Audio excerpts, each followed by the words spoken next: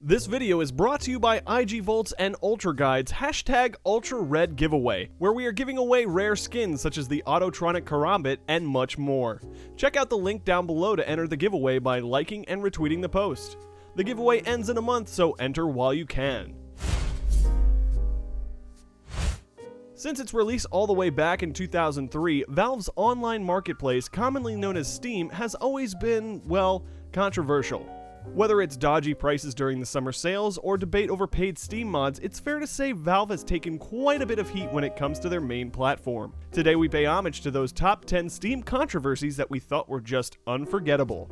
Number 10. Steam Greenlight Shootiness. In Steam's early days, a team of Valve employees were assigned to look over every single game that came from new devs to be put on Steam. However, as gaming became less centralized than it had been in 2004, a change was needed. That's where Steam Greenlight came in. It would allow the community to vote on a game based on trailers, screenshots, and descriptions. It's on the list because of the sheer plethora of crap that came out of it. Just go over to Jim Sterling's Best of Steam Greenlight list to get an idea of what we mean. But it's only number 10 because it has allowed a lot of genuinely good games to get their foot in the door, like the amazing Papers, Please and the awesome Stanley Parable. So we're a lot more merciful to it. Number 9. YOWJO Simulator. Now, we're all familiar with games like Goat Simulator and Surgeon Simulator, games that excel because of their sheer what the f factor, as you simulate the most mundane things in life like goats or trains. So naturally, anime 12-year-old waifu simulator was the natural evolution of the art form. Or so we thought. When this game was put on Greenlight, it was passed by the community and released. And that's where the problem began. It turns out that not only did the game suck, but it also contained allusions to child rape. Needless to say, this game was pulled from Steam only a few days after release, and a brand new dev looked like a bunch of skeevy dudes selling candy out of the back of a van. Number 8. Gabe Newell Death Threats. Now, we already talked about this in our top 10 things you didn't know about Gabe Newell vid, but the story goes a little like this. One day, someone at Steam accidentally marked someone's game wrong. The dev started an angry rant on Twitter which ended with him threatening to kill Gabe. Well, Gabe didn't take lightly to that, banned the man, and then the man resigned from the company. But not really. And this whole thing is a big mess. Next number.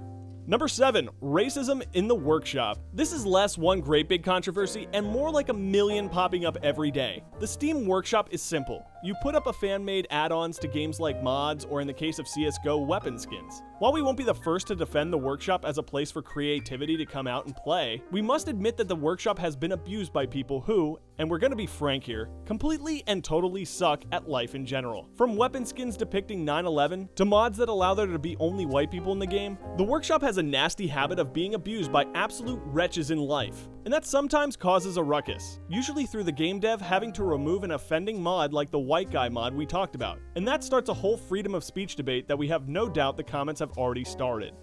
Number 6. Hatred. The seemingly last gap of the gaming will corrupt our children movement, started by housewives with way too much time on their hands, Hatred was a game with a simple premise. Kill.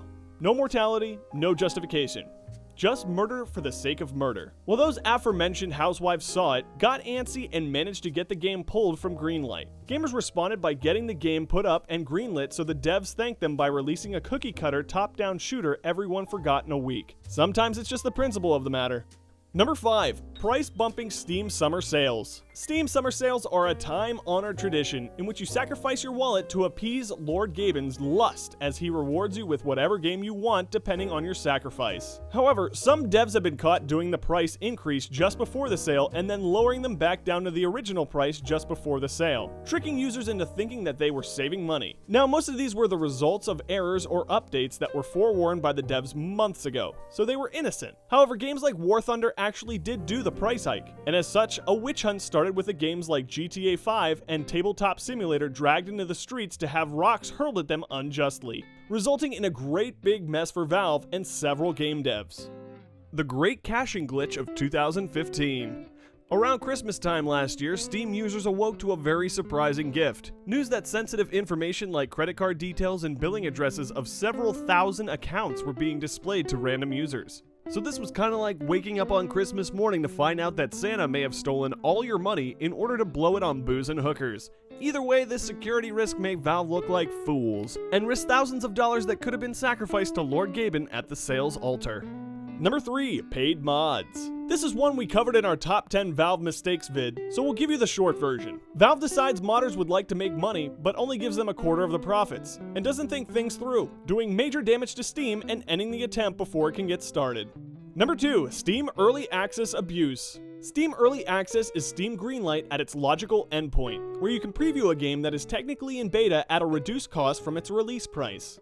This works kinda like the Halo 3 beta or the Call of Duty Black Ops 3 beta. Much like with the workshop though, we must acknowledge that great games like Speedrunners and We Happy Few have come out of early access. However, early access is abused by absolute cretins, looking to excuse a shoddy built game by claiming that it was in beta. The studio Digital Homicide is most notable because game journalist Jim Sterling attacked them for their shady practices, kicking off one hell of a back and forth battle between Jim and Digital Homicide that itself could count as a scandal. Oh look, more cash money. Let's not talk about what cash is used for. I'm Jim Sterling's son. I don't have time to learn game mechanics.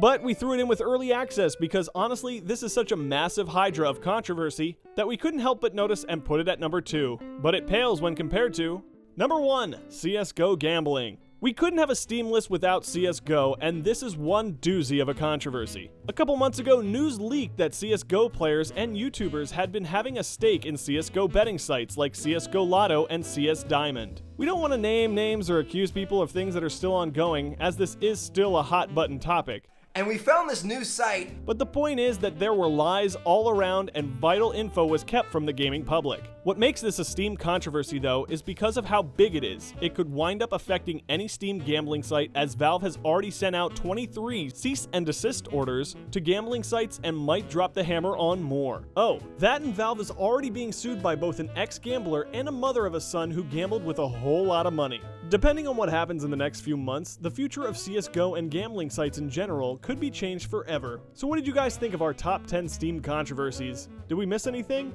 I'd also like to give a thanks to our Discord community for giving us the topics for this list. If you like our content, leave us a comment down below. Don't forget to hit that like and subscribe button. I'm Taco, and I'll catch you next time.